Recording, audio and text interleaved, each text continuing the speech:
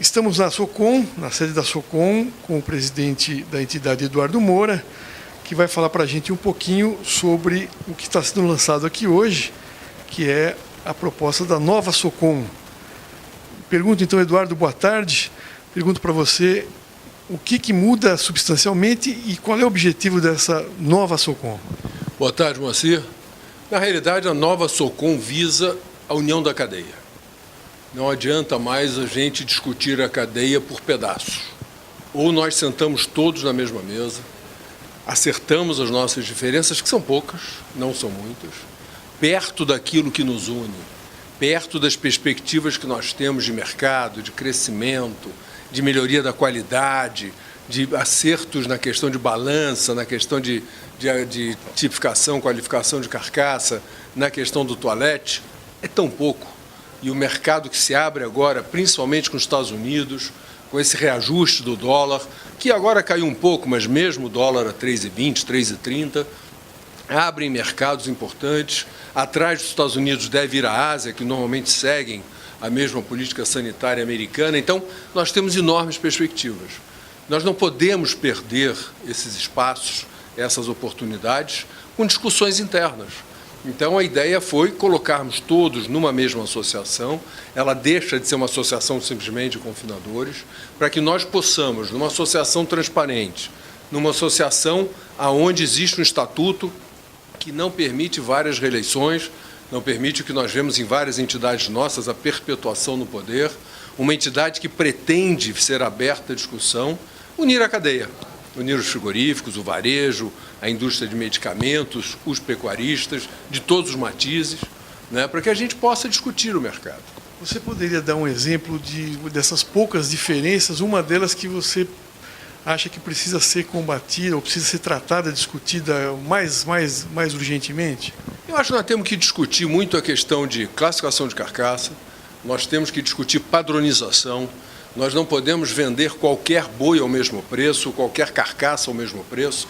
Nós temos que entender que existem bois melhores, bois não tão bons, né? Hoje em dia você vende tudo ao mesmo preço e, obviamente, comparando com o mercado de veículos, um Fusca é um Fusca, um Mercedes é um Mercedes. E você, para produzir um Mercedes, você tem outros custos, outros investimentos. Então, é preciso que a gente crie esse entendimento entre os pecuaristas, principalmente, que os frigoríficos passem a trabalhar com incentivos dirigidos a cada mercado que eles querem atender.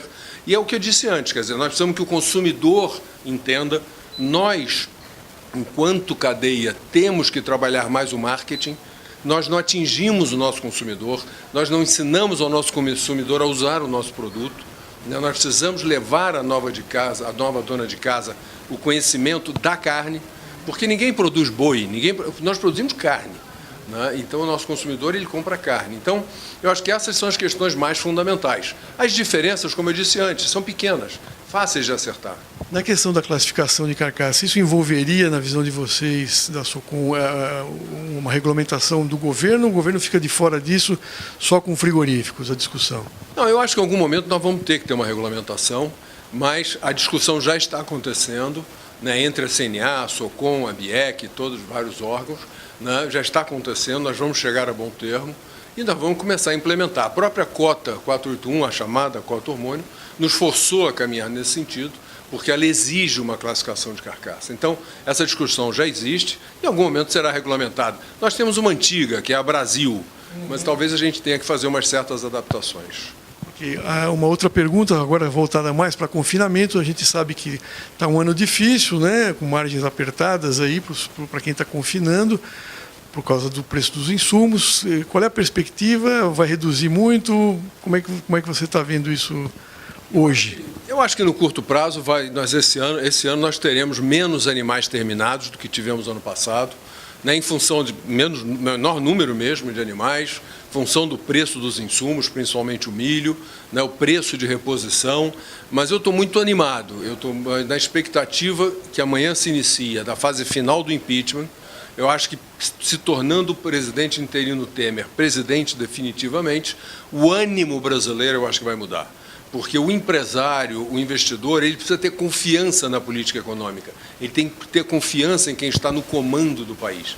Então, eu acho que isso vai trazer a confiança, e ao trazer a confiança, traz também para o mercado pecuário, para o consumo de carne. Então, eu acredito que no médio prazo nós teremos um país retomando, e ao país retomar, aumentar o número de empregos, aumenta a demanda e, por consequência, nós vamos ter melhores preços, melhores condições. Agora, este ano, nós teremos realmente um menor número de animais terminados. Não calcula quanto de redução? 10%? É difícil falar, porque nós temos confinadores que estão começando a ter problemas, às vezes, no fornecimento de milho, no fornecimento de silagem, então, na quantidade de silagem. Então, é difícil, porque alguns já me disseram há pouco tempo que estão parando.